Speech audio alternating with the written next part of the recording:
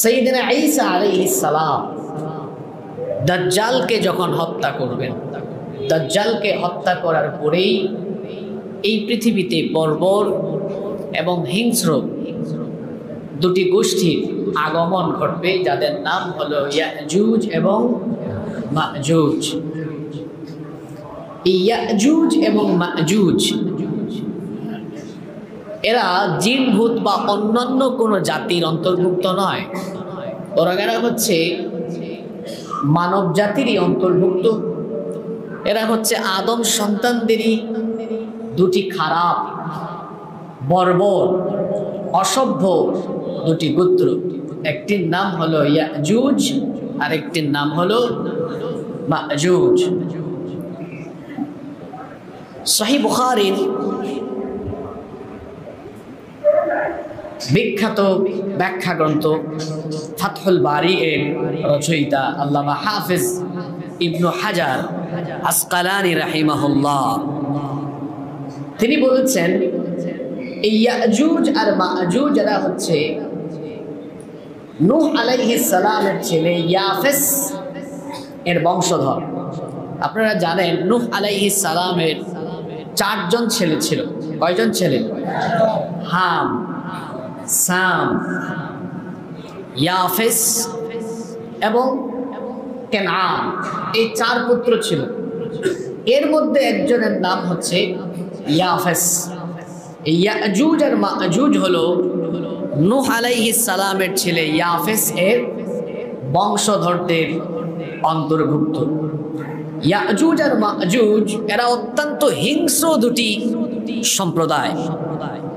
এদের দৈহিক বৈশিষ্ট্যের ব্যাপারে হাদিসে এসেছে, নবী করিম সাল্লাল্লাহু আলাইহি ওয়াসাল্লাম বলেছেন, গিরাদুল হুজুহ, এদের মুখ হবে চ্যাপ্টা, সিগারুল উয়ুন, চক্ষুগুলো হবে ছোট ছোট, চক্ষুগুলো ছোট হবে, চক্ষুদ্বয় ছোট, আর মুখমণ্ডল হবে চ্যাপ্টা। সু'বুশ শিহাফ, সু'বুশ শিআফ, এবং তাদের চুলের কালার হবে লালচে কালো। চুলের রং কালো থাকবে, কিন্তু তার মধ্যে কিছু কিছু চুল লালও থাকবে। এবং জাহান্নামীদের বেশিরভাগই হবে এই ইয়াজুজ আর মাজুজের অন্তর্ভুক্ত। যেমনটি একটি হাদিস বর্ণিত হয়েছে, নবী করিম সাল্লাল্লাহু আলাইহি ওয়াসাল্লাম বলেছেন, ইয়াকুলুল্লাহু তাআলা ফি ইয়াউমিল কিয়ামাহ, কিয়ামতের দিন আল্লাহ তাআলা বলবেন, ইয়া আদম, হে আদম। আল্লাহ তাআলা যখন আদম আলাইহিস সালামকে ডাকবেন, আদম আলাইহিস সালাম তখন বলবেন, লাব্বাইকা ওয়া সা'দাইকা ওয়াল খায়রু ফি ইয়াদাইক। তিনি বলবেন, হে আল্লাহ, আমি আপনার দরবারে হাজির, সকল কল্যাণ তো আপনার হাতের মুঠায়। আল্লাহ তাআলা যখন আমাদের বাবা সাইয়েদনা আদম আলাইহিস সালামকে ডাকবেন, তিনি ডাকের সাড়া দিবেন। এরপরে আল্লাহ তাআলা সাইয়েদনা আদম আলাইহিস সালামকে অর্ডার করবেন, আখরিজ বা'সান নার, হে আদম, তুমি তোমার বংশধরদের থেকে জাহান্নামীদেরকে আলাদা করো, জাহান্নামীদেরকে পৃথক করো। বাবা আদম আলাইহিস সালাম তখন বলবেন, ওয়া মা বা'সুন নার, জাহান্নামী কারা? আল্লাহ তাআলা তখন বলবেন, ক্বালা মিন কুল্লি আলফি 999, প্রত্যেক 1000 জনের মধ্যে 999 জন এরা হলো জাহান্নামী। 1000-এর মধ্যে বাকি থাকলো কয়জন? নবীজির জবান থেকে এই হাদিস শোনার পরে সাহাবায়ে কেরাম, তাদের মুখটা হাসি মাখা ছিল, চেহারা মলিন হয়ে গিয়েছে, মন খারাপ। নবীজি বুঝতে পেরেছেন। নবীজি বললেন, কি ব্যাপার, মন খারাপ কেন তোমাদের? সাহাবীরা তখন বললেন, আমাদের বাবা আদম আলাইহিস সালামকে আল্লাহ যদি বলেন জাহান্নামী আলাদা করো, আর সেখানে যদি 1000-এর মধ্যে 999 জন জাহান্নামী হয়, তাহলে নবী গো, আমাদের অবস্থা কি হবে? আল্লাহর নবী বললেন, আবশিরু, সুসংবাদ গ্রহণ করো, কিয়ামতের দিন অন্যান্য নবীর উম্মতের চাইতে আমার উম্মত সব চাইতে বেশি জান্নাতি হবে। আমার উম্মতের চাইতে ইয়াজুজ মাজুজের সংখ্যা কিয়ামতের দিন বেশি দেখা যাবে। 999 জনেদের সংখ্যা হবে ইয়াজুজ আর মাজুজ। আর আমার উম্মত যারা, এদের সকলকে আল্লাহ জান্নাত দিবেন যারা আমার অনুসারী ছিল। শুধুমাত্র ইয়াজুজ মাজুজ আর ইবলিসের অনুসারী এবং ধ্বংসপ্রাপ্ত লোক ছাড়া আমার উম্মতের বাকি সবাইকে যিনি জান্নাত দিয়ে দিবেন তিনি কে? আবার অন্য হাদিসে এসেছে, নবীজি বলেছেন জান্নাতীদের 4 ভাগের 1 ভাগই হবে আমার উম্মত। সুবহানাল্লাহ পড়তে ইচ্ছে করে না?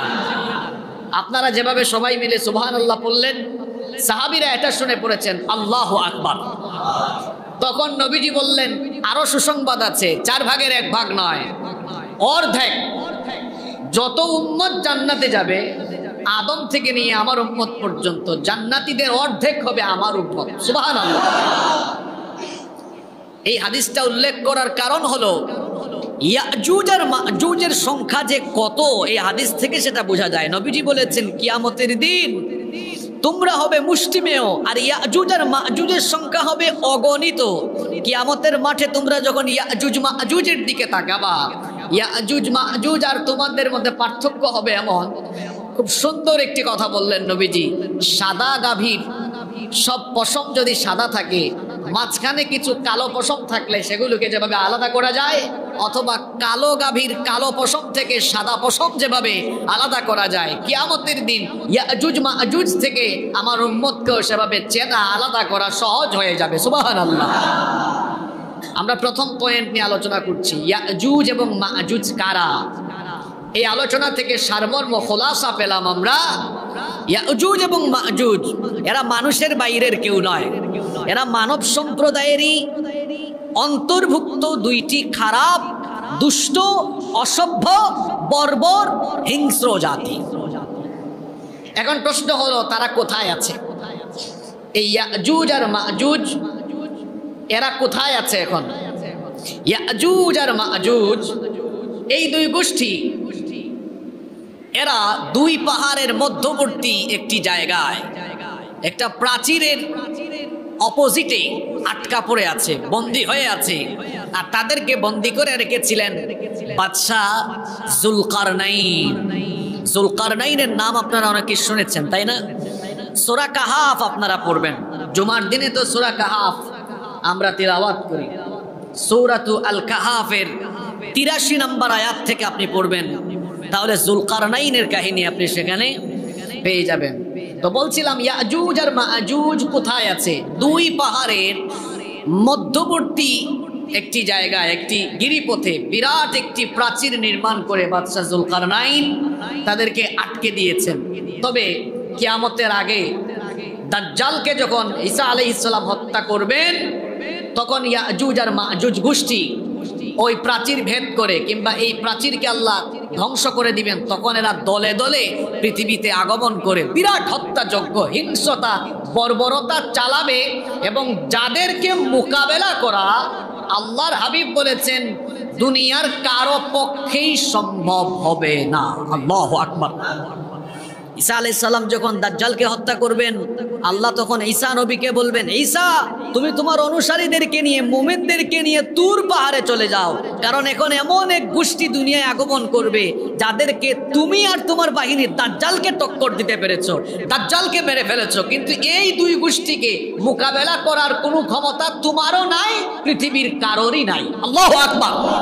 তাহলে বোঝা যাচ্ছে ইয়াজুজ আর মাজুজ এই 2 গোষ্ঠী অনেক বর্বর, হিংস্র, অসভ্য। গোটা পৃথিবীতে এরা তাণ্ডব লীলা চালাবে, মানুষের জানমাল হেফাজতে থাকবে, এবং এরা পাহাড় ডিঙিয়ে কিংবা প্রাচীর ভেদ করে তারা আসবে। যেমনটি বলা হয়েছে কোরআনুল কারীমের 21 নম্বর সূরা সূরাতুল আম্বিয়া এর 96 নম্বর আয়াতে রব্বুল আলামিন বলছেন, হাত্তা ইযা ফুতিহাত ইয়াজুজ ওয়া মাজুজ ওয়া হুম মিন কুল্লি হাদাবিন ইয়ানসিলুন। আর যখন ইয়াজুজ আর মাজুজকে মুক্ত করে দেওয়া হবে, তখন এরা উঁচু উঁচু ভূমি থেকে দলে দলে পৃথিবীতে আগমন করবে। আল্লাহু আকবার। তাহলে বোঝা গেল ইয়াজুজ আর মাজুজ এরা পৃথিবীতে আছে, কিন্তু এরা আমাদের নাগালের বাহিরে, আমরাও তাদের নাগালের বাহিরে। এদেরকে বন্দী করে রেখেছেন বাদশা জুলকারনাইন। এখন আসেন, জুলকারনাইন তাদেরকে আটকে ছিলেন কোন পদ্ধতিতে, কেন আটকে ছিলেন? এই কাহিনী তো সরাসরি সূরা কাহাফের ভিতরে আছে না নাই? আচ্ছা, সূরাতুল কাহাফের 83 নম্বর আয়াত থেকে আল্লাহ বলছেন, ওয়ায়াসআলুনাকা আন যিল কারনাইন কুল সাআতলু আলাইকুম মিনহু যিকরা। আল্লাহ তাআলা বলছেন, ও নবী, তারা আপনাকে জুলকারনাইন সম্পর্কে জিজ্ঞেস করেছে, জুলকারনাইন সম্পর্কে তারা আপনার কাছে জানতে চায়। আপনি তাদেরকে বলুন, অচিরেই আমি তার ব্যাপারে তোমাদের কাছে বর্ণনা করব, তার পরিচয় আমি তোমাদের কাছে প্রদান করব। এরপরে আয়াতে আল্লাহ বললেন, ইন্না মাক্কান্না লাহু ফিল আরদি ওয়া আতাইনাহু মিন কুল্লি শাইইন সাবাবা। আল্লাহ তাআলা বলছেন, নিশ্চয়ই আমি জুলকারনাইনকে জমিনে কর্তৃত্ব, রাজত্ব, নেতৃত্ব দিয়েছিলাম, এবং রাজত্বের জন্য, নেতৃত্বের জন্য, কর্তৃত্বের জন্য যত উপায় উপকরণের দরকার সব কিছু আমি আল্লাহ তাকে দান করেছিলাম। পৃথিবীর দুইজন মুমিন ব্যক্তিকে দিয়ে আল্লাহ গোটা দুনিয়ার বাদশাহী করিয়েছেন। একজনের নাম হলো সুলাইমান ইবনু দাউদ আলাইহিস সালাম, যিনি মাত্র 13 বছর বয়সে তার বাবার রেখে যাওয়া সিংহাসনে আরোহণ করে গোটা দুনিয়ায় রাজত্ব করেছেন। সুবহানাল্লাহ। আরেকজন নবী ছিলেন না, একজন ন্যায়পরায়ণ বাদশা ছিলেন, নাম হলো, জোরে বলেন, জুলকারনাইন। তাকে দিয়েও আল্লাহ পৃথিবীর প্রাচ্য থেকে পশ্চিম, পূর্ব থেকে পশ্চিম দিগন্ত পর্যন্ত আল্লাহ তাকে দিয়ে অভিযান পরিচালনা করিয়েছিলেন, আর আল্লাহর দিন তাকে দিয়ে আল্লাহ প্রতিষ্ঠা করিয়েছিলেন। সুবহানাল্লাহ। জুলকারনাইনের নাম জুলকারনাইন কেন? জুলকারনাইন, তাকে জুলকারনাইন এই কারণে বলা হয়, কারনুন মানে হচ্ছে শিং, কারনুন থেকেই জুলকারনাইন। জুলকারনাইন মানে দুই শিংওয়ালা। এখন তার কি গরুর মতো দুই শিং ছিল নাকি? নাউজুবিল্লাহ, না। তাহলে জুলকারনাইন তাকে কেন বলা হয়? কোন কোন মুফাসসির বলেছেন তার মাথার চুলের মধ্যে দুটি গুচ্ছ ছিল, এজন্য তাকে বলা হতো জুলকারনাইন। আবার কেউ কেউ বলেছেন পাশ্চাত্য আর প্রাচ্য দেশসমূহ তিনি জয় করেছিলেন এবং আল্লাহর দ্বীনকে সমুন্নত করেছিলেন পূর্ব থেকে পশ্চিম, এজন্য তাকে বলা হয় জুলকারনাইন। আবার কেউ কেউ বলেছেন তার মাথায় শিংয়ের অনুরূপ দুটি চিহ্ন ছিল বলে তাকে বলা হতো জুলকারনাইন। আবার কোন কোন মুফাসসির বলেছেন তার মাথার দুই দিকে দুইটা ক্ষত চিহ্ন ছিল বলে তাকে বলা হতো জুলকারনাইন। কোরআন এবং সুন্নায় তার ব্যাপারে যে বর্ণনা এসেছে তার মুদ্রা কথা, সারমর্ম কথা হলো এই, তিনি কোনো ফেরেশতা ছিলেন না, তিনি কোনো নবী বা রাসূলও ছিলেন না। তিনি একজন মুত্তাকি ছিলেন, পরহেজগার ছিলেন, ন্যায়পরায়ণ ছিলেন। তিনি অনেক ক্ষুধাভীরু হওয়ার কারণে আল্লাহ তাআলা তার উপরে দয়া করেছিলেন, অনুগ্রহ করেছিলেন, এবং তার ক্ষুধাভীরুতায়, আল্লাহ ভীরুতায় তিনি এত খুশি হয়েছিলেন, আল্লাহ খুশি হয়ে তাকে গোটা দুনিয়ার রাজত্ব দিয়েছিলেন। সুবহানাল্লাহ। রাজত্বের জন্য, নেতৃত্বের জন্য পার্থিব যত বিষয়, উপায়, উপাদান, সরঞ্জামের দরকার ছিল আল্লাহ সব কিছু তাকে দয়া করে দান করেছিলেন। এবং পৃথিবীর 3 দিকে তিনি 3টা বড় বড় অভিযান পরিচালনা করেছেন। চিন্তা করেন আল্লাহ তাকে কেমন নেয়ামত দিয়েছেন।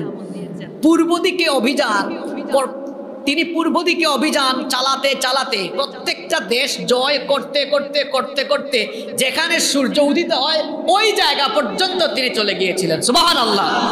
আবার পশ্চিমের দেশগুলো সফর করতে করতে, জয় করতে করতে, জয় করতে করতে যেখানে সূর্য ডুবে যায় সেই এলাকা পর্যন্ত তিনি জয় করেছেন। সুবহানাল্লাহ।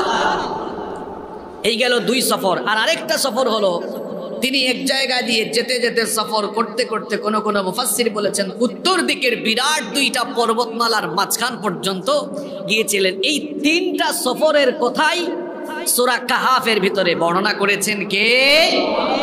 যেমন পরের আয়াত থেকে আল্লাহ তাআলা বলছেন, ফাআতবাআ সাবাবান হাত্তা حتى إذا بلغ مغرب الشمس وجدها تغرب في عين حمئة ووجد عندها قوما আল্লাহ তাআলা বললেন অতঃপর সে একটি পথ অবলম্বন করলো, অর্থাৎ একটি পথে অভিযান চালালো।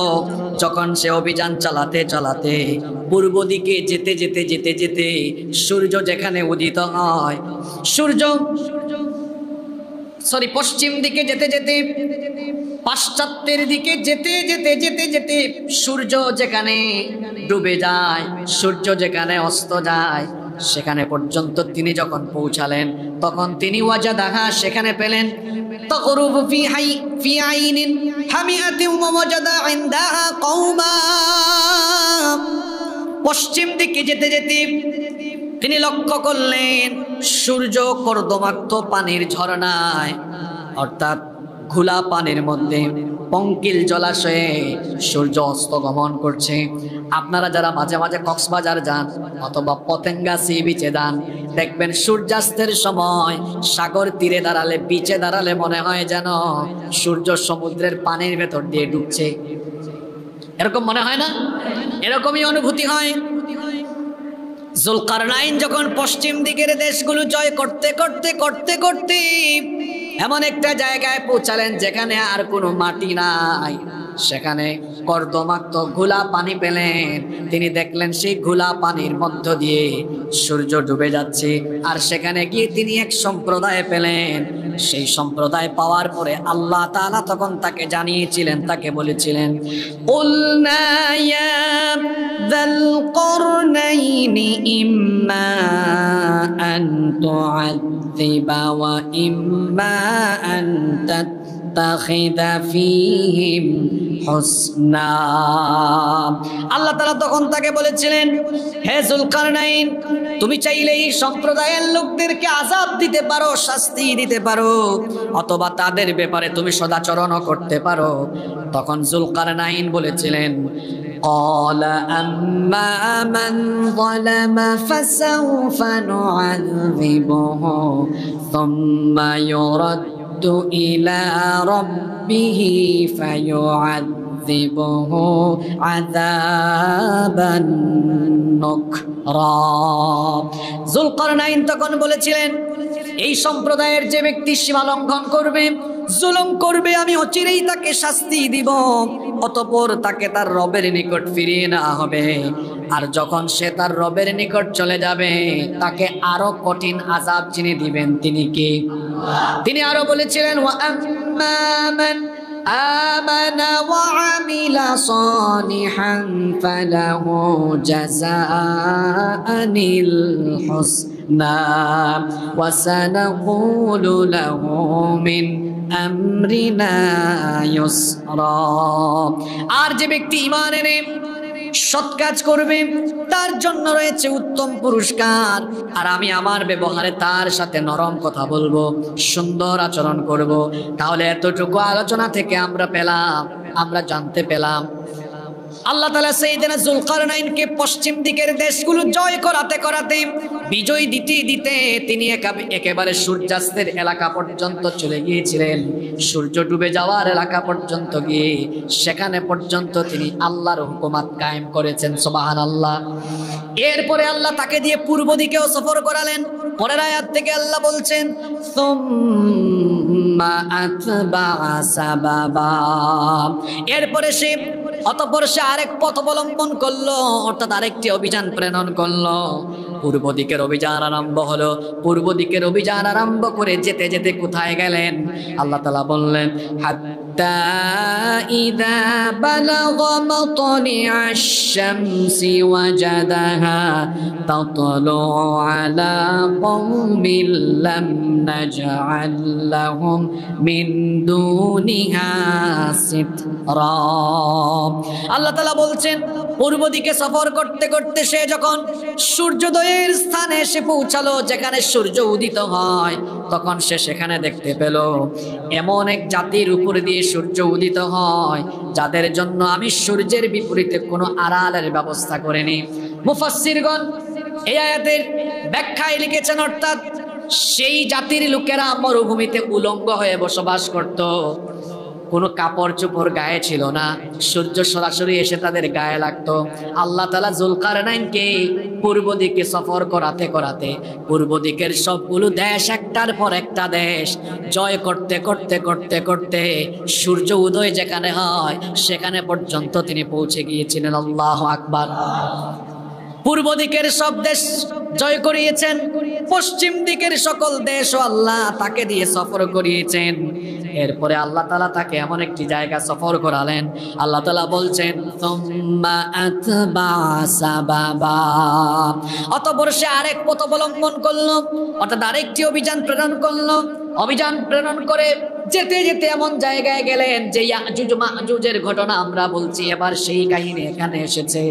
আল্লাহ তাআলা বলছেন হাত্তা ইযা বালাগা বাইনাস সাদ্দাইনি ওয়াজাদা মিন দুনিহিমা কওমান লা ইয়াকাদুনা ইয়াফকাহুনা কওলা। অবশেষে সে যখন দুই পাহাড়ের দুই পর্বতের মধ্যবর্তী স্থানে পৌঁছালো, সেখানে সে গিয়ে এমন এক জাতিকে পেল যারা তার ভাষা বুঝে না, তার কথা বুঝে না। ভালো করে খেয়াল করে শুনেন, সাইয়েদনা যুলকারনাইন যেতে যেতে দুই পাহাড়ের মাঝখানে এমন এক এলাকায় গেলেন যে এলাকার লোকদের ভাষা তিনি বুঝেন না, কারণ পৃথিবীতে তো বহু গোত্রের বহু জাতির মানুষ আছে যাদের ভাষা একরকম নয়, অভিন্ন ভাষা। তিনি সেখানে যাওয়ার পরে সেই অঞ্চলের লোকেরা তাদেরকে বলল ক্বালু ইয়া যাল করনাইনি ইন্না ইয়াজুজা ওয়া মাজুজা মুফসিদুনা ফিল আরদ। তারা বলল, সেই জাতির লোকেরা বলল, হে যুলকারনাইন, নিশ্চয়ই ইয়াজুজ আর মাজুজ দুনিয়াতে ফাসাদ আরম্ভ করেছে, বিশৃঙ্খলা আরম্ভ করেছে, আর তাদের বর্বরতায় হিংস্রতায় আমরা অতিষ্ঠ হয়ে গিয়েছি। তাদের অসভ্যতায়, তাদের হিংস্রতায়, তাদের হিংস্র থাবায় আমরা সকলেই ক্ষতিগ্রস্ত, আমাদের জানমালের কোনো নিরাপত্তা নাই। আমরা শুনেছি আপনি অনেক বড় বাদশা, অনেক ক্ষমতা আল্লাহ আপনাকে দিয়েছেন। ফাহাল নাজআলু লাকা খরজান আলা আন তাজআলা বাইনানা ওয়া বাইনাহুম সাদ্দা, আমরা কি আপনাকে এর জন্য ট্যাক্স দিব? আমরা কি আপনাকে এই জন্য কিছু খরচ দিব, ট্যাক্স দিব, এই শর্তে যে আপনি ইয়াজুজ মাজুজ আমাদের মধ্যে মাঝখানে একটা প্রাচীর নির্মাণ করে দিবেন। কি নির্মাণ করে দিবেন? যাতে করে এরা আমাদেরকে এসে ডিস্টার্ব না করে, সমস্যা না করে, আমাদের পুরা জাতির সবাই মিলে আমরা আপনাকে ট্যাক্স দিব, এই শর্তে আপনি ইয়াজুজ মাজুজ আমাদের মধ্যে মাঝখানে একটা প্রাচীর নির্মাণ করে দেন। তখন যুলকারনাইন তাদেরকে জবাব দিলেন ক্বালা মা মাক্কান্নী ফীহি রাব্বী খায়রুন ফাআইনুনি বিকুওয়াতিন আজআল বাইনাকুম ওয়া বাইনাহুম রাদমা। তিনি বললেন, তোমরা আমাকে ট্যাক্স দেওয়া লাগবে না, খরচ দেওয়া লাগবে না, বরং আমার রব আমাকে যে সামর্থ্য দিয়েছেন সেটাই আমার জন্য উত্তম। সুতরাং তোমরা আমাকে ট্যাক্স দেওয়া লাগবে না, শুধু তোমরা আমাকে কিছু শ্রম দাও, আমাকে হেল্প করো। যদি আমাকে তোমরা শ্রম দিতে পারো তাহলে আমি তোমাদের আর তাদের মধ্যে একটা সুদৃঢ় প্রাচীর নির্মাণ করে দিতে পারবো। তিনি তাদেরকে বললেন আতুনি জুবারাল হাদিদ, তোমরা আমাকে লোহার পাত এনে দাও। খেয়াল করে শুনবেন, কি বিজ্ঞানময় আয়াত এটা, কি বিজ্ঞানময় আয়াত। একটু পরে এই আয়াতটা কাজে লাগবে। আল্লাহ তাআলা এখানে চাইলে বলতে পারতেন ঠিক আছে আমি এক অভেদ্য দেয়াল তাকে দিয়ে নির্মাণ করালাম, না, এটা বলেন নাই। কিভাবে নির্মাণ করিয়েছেন সকল তথ্য দিয়েছেন, যাতে এই বিজ্ঞানের যুগে এসে কোনো নাস্তিক বেঈমানের মাথার মধ্যে কোনো খটকা না লাগে, কারণ আল্লাহর কথার মাঝখানে কোনো গ্যাপ। যুলকারনাইন ওই সম্প্রদায়ের লোকদেরকে বললেন, তিনি তাদেরকে বললেন আতুনি জুবারাল হাদিদ, আমাকে তোমরা লোহার পাত এনে দাও। এরা যখন লোহার পাত আনা আরম্ভ করলো, সকলে মিলে এবার লোহার পাত আনলো। লোহার পাত যখন আনা হলো তখন কি হলো, হাত্তা ইযা সাওয়া বাইনাস সাদাফাইনি ক্বালা আনফুখু হাত্তা ইযা জাআলাহু নারা। আল্লাহ তাআলা বলছেন, সে যখন বলল তোমরা সবাই মিলে লোহার পাত আনতে থাকো, লোহার পাত এনে এনে যখন দুই পাহাড়ের মাঝখানে পাতগুলোকে একত্রিত করা হলো, এখন এই পাতকে তো জোড়া না লাগালে এটা থাকবে? জোরে বলেন, ঠিকবে? তো সেই জাতির লোকেরা নলার মধ্যে ফু দিয়ে বাতাস প্রবাহিত করতে জানতো, তামার ধাতু ব্যবহার করতে জানতো। তিনি বললেন এবার সবাই মিলে ফু দেওয়া আরম্ভ করো। সবাই মিলে ফু দিয়ে আগুন ধরালো, আর সেই আগুন লোহার পাতে ধরিয়ে দেওয়া হলো। আচ্ছা বলেন তো দেখি, লোহার পাতে আগুন লাগালে লোহা কি হয়ে যায়? জোরে বলেন, গলে গিয়ে তারপর কি হয়? এখন কি আর এতগুলো ধাতু থাকবে, না সব ধাতু মিলে একটা শক্তিশালী দেয়াল হবে? জোরে বলেন, শক্তিশালী একটা দেয়াল হলো। এরপরে তিনি তাদেরকে বললেন, ক্বালা আতুনি আফরিগা আলাইহা কিতরা, এবার তোমরা আমাকে কিছু তামা এনে দাও। আগে লোহার পাত আনা হয়েছে, আর এখন কি বললেন? আগুন ধরাইয়া যখন এটাকে শক্তিশালী দেয়াল বানানো হলো, বলেন এবার তামা আনো। তামা গলিয়ে আমি এই তামাকে এবার এই প্রাচীরের উপরে ঢেলে দিব। সুবহানাল্লাহ। এবার সেটাকে তামা গলিয়ে সেই প্রাচীরের উপরে কি করে দেওয়া হলো? ঢেলে দেওয়া হলো। এখন এটা শক্তিশালী এবং দুর্ভেদ্য একটি দেয়াল হয়ে গেল। এখন শোনেন, এই যে প্রাচীর নির্মাণ করা হলো, এই প্রাচীর তারা টপকিয়ে অতিক্রম করে বের হতে পারে না, আবার এই প্রাচীর ছিদ্র করেও তারা বের হতে পারে। আল্লাহ তাআলা বলছেন,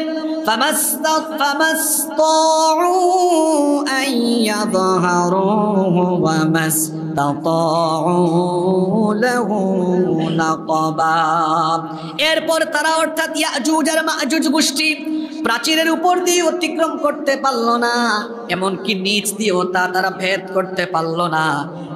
যুলকারনাইন যখন একটা শক্তিশালী প্রাচীর নির্মাণ করে দিলেন, ক্রেডিটটা তিনি নিজে নিলেন না।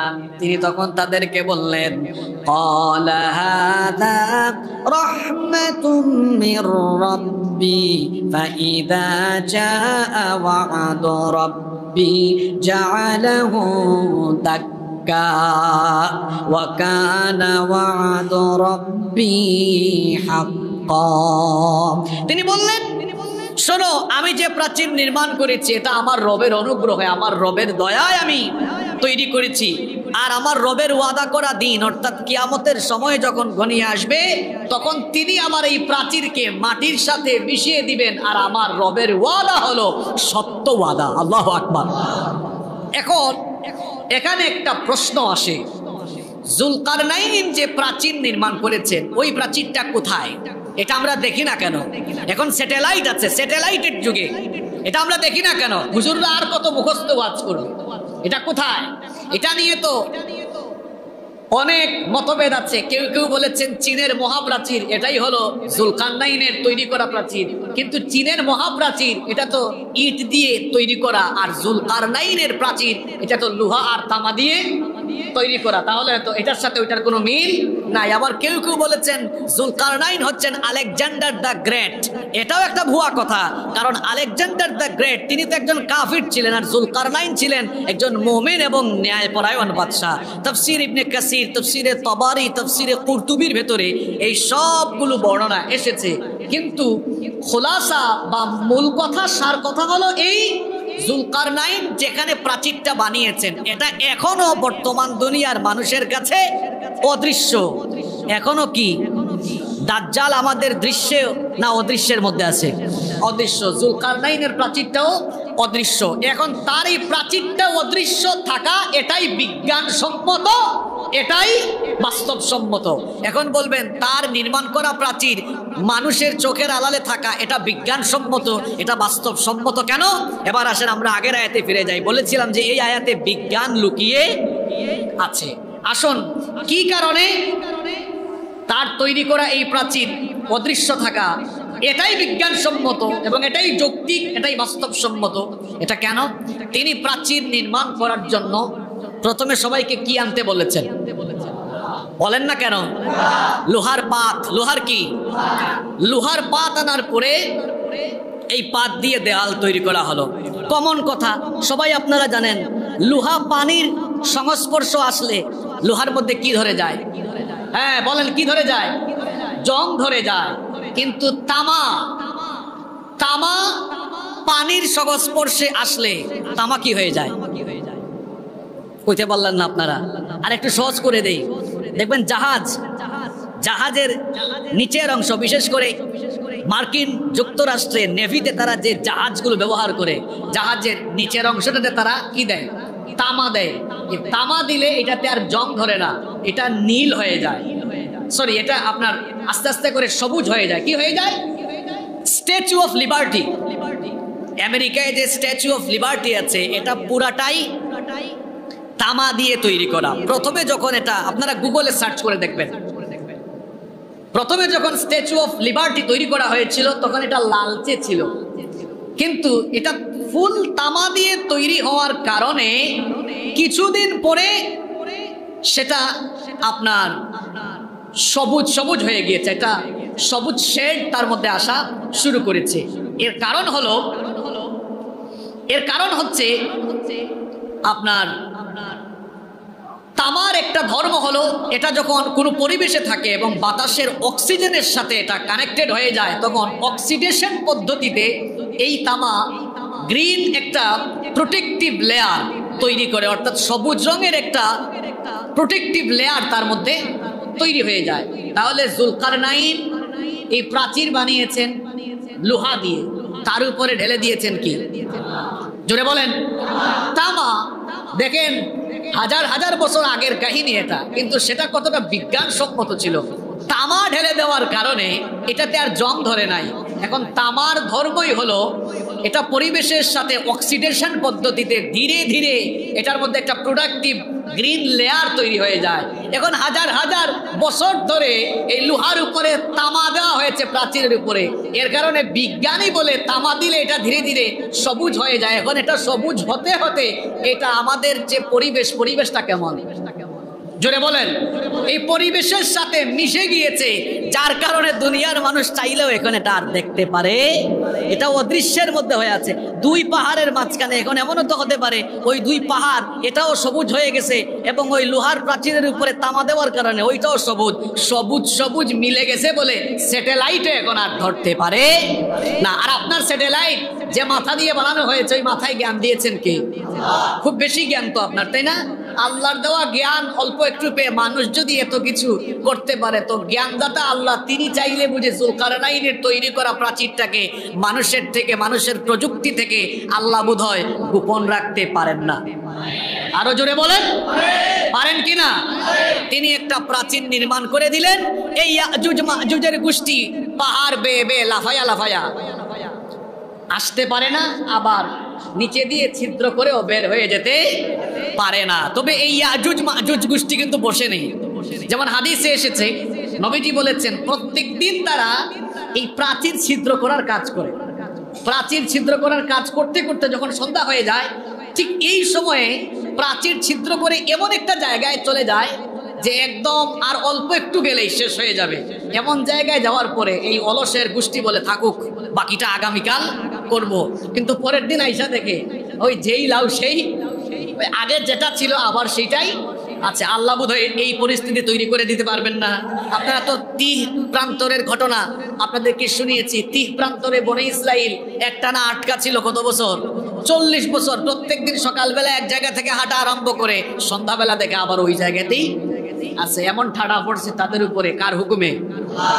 তো এই ইয়াজুজ মাজুজের গোষ্ঠী এরাও প্রত্যেক দিন এই দেয়ালেটা প্রাচীর ছিদ্র করার কাজ আরম্ভ করে। সন্ধ্যাবেলায় দেখে এই তো শেষ, আর অল্প একটু আছে, কয় বাকিটা আগামীকাল করব। কিন্তু পরের দিন আইসা দেখে আবার এটা আগের মতোই হয়ে গেছে। আগের মতো হয়ে যায় কার হুকুমে? আল্লাহর হুকুমে। তারা বলে চলো বাকিটা আগামীকাল করব, কিন্তু না, আইসা দেখে এটা আগের চেয়ে আরো শক্ত হয়ে গিয়েছে। তবে আল্লাহর হাবিব বলেছেন, হাদিসে এসেছে, যখন দাজ্জালকে ঈসা আলাইহিস সালাম হত্যা করবেন, তখন এই ইয়াজুজ মাজুজের গোষ্ঠী ওই দিন মুখের ভাষা পরিবর্তন করবে। সূরা কাহাফ নাজিল হতে 15 দিন লেট হয়েছিল কাফিরদের প্রশ্নের জবাবে। কাফিররা নবীজিকে 3টা প্রশ্ন করেছিল, নবীজি বলেছিলেন আগামীকাল উত্তর দিব। এই আগামীকাল করতে করতে হয়েছে কয় দিন? 15 দিন। এই 15 দিন কেন হয়েছে? কারণ নবীজি কাফিরদেরকে উত্তর দিয়ে গিয়ে ইনশাআল্লাহ শব্দটি বলেন নাই।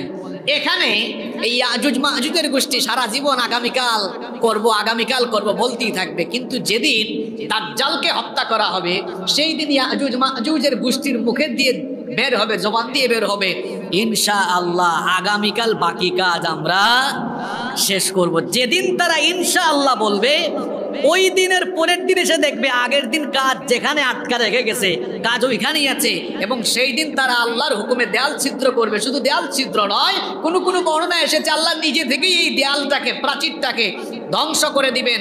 ইয়াজুজ মাজুজ নামক সেই বর্বর অসভ্য হিংস্র গোষ্ঠী পৃথিবীতে আবার দলে দলে আগমন করবে। যখন এরা আসবে ঈসা আলাইহিস সালাম তখন মুমিনদেরকে নিয়ে এদের যন্ত্রণায় তুর পাহাড়ে গিয়ে একটা গিরিপথে আশ্রয় নেবে। আল্লাহু আকবার। তাহলে বোঝা যাচ্ছে খুব কঠিন পরিস্থিতি, তখন মুমিনরা বিভিন্ন দুর্গে গিয়ে আশ্রয় নেবে, কেউ পাহাড়ে গিয়ে আশ্রয় নেবে। আর এই গোষ্ঠী ইয়াজুজ মাজুজ গোষ্ঠী এরা কেমন শোনেন, এরা বের হয়ে মানুষের ঘর বাড়ি নষ্ট করবে, মানুষের ফসলের ক্ষেত শেষ করে ফেলবে। হাদিসে এসেছে বুহাইরাতুত তাবারিয়া, যেটাকে বলা হয় দ্য সি অফ গ্যালিলি, এই বুহাইরা তাবারিয়া উপসাগর দিয়ে যখন ইয়াজুজ মাজুজের একদল আসবে, গোটা উপসাগরের পানি তারা পান করে ফেলবে। এরা যে সাগর দিয়ে যাবে সেই সাগরের গোটা সাগরের পানি খেয়ে শেষ। আপনাদের কি মনে হয় এরা স্বাভাবিক না অস্বাভাবিক? কথা বলেন। এরপরে তাদের পিছনে আরেক দল আইসা গোটা সাগরকে যখন শুকনা দেখবে, তারা ভাববে পৃথিবীতে কোনো সাগরই মনে হচ্ছিল না, এমন রাক্ষসের রাক্ষস। এই রকম করে গোটা পৃথিবীকে এরা একটা, গোটা দুনিয়াকে তারা তাণ্ডব লীলায় পরিণত করবে। মানুষের জানমালের কোনো নিরাপত্তা থাকবে না, আর এদের ভয়ে মানুষ পালাতে থাকবে। এরা একটা সময় দেখবে তাদের চারপাশে কোনো মানুষ নাই, তখন তারা একটু ভাব নিবে, দেখছো গোটা পৃথিবী আমরা শেষ করে ফেলছি, জমিন শেষ, এখন দেখি আসমানে কেউ আছে কিনা। তখন তারা একটা তীর আসমানের দিকে ছুড়বে যে আসমানওয়ালাকে শেষ করে দিবে।